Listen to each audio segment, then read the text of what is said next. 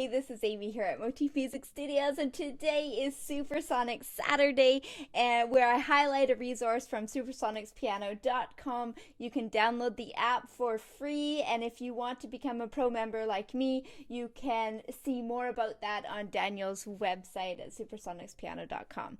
So let's dive into some exercises to get your fingers warmed up right away. If you're on the web browser or on the app, you can go to scales.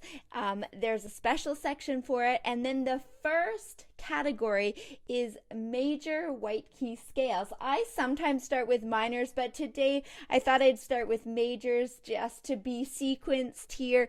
And I love that students don't have to stay just playing in C position. And I know some apps teach just for a long time in one position, and as a teacher I kind of like my students to just explore moving low on the piano and moving high and starting that right away so you don't kind of get stuck. So again, there's no right or wrong, but I, for myself, love to get students exploring early on. So first of all, you want your body to be comfortable at the piano. You'll want to be facing the piano head on, and I love students to feel rooted from their feet, like they can move back and forth on the bench. I know my mic doesn't follow me, but back and forth on the bench, and just from side to side, and not feel like you're going to tip off the bench when you reach for some higher notes or some lower notes. So then we're going to start right away. The exercises here also have backing tracks. So if you go to Super Scroll, you can see the light up keys and see Daniel play it.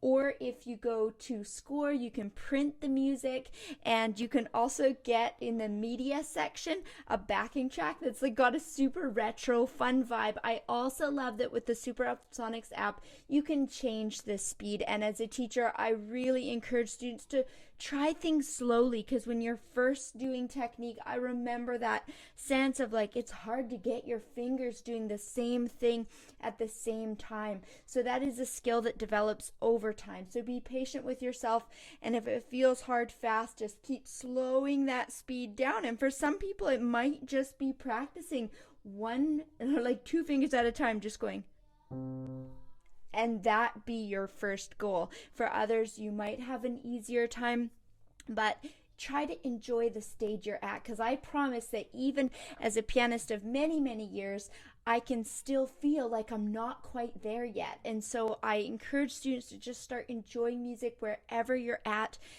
because there's so much repertoire that you can enjoy, and so much enjoyment from even these beginning stages. So let's jump right in. We're going to do 7 major keys. All of them will start on a white key, going up from C, then D, E, F, G, A, B. We'll only do the white keys today, but if you want to learn more exercises like this, let me know and we'll try to add it to our Supersonics Saturday features.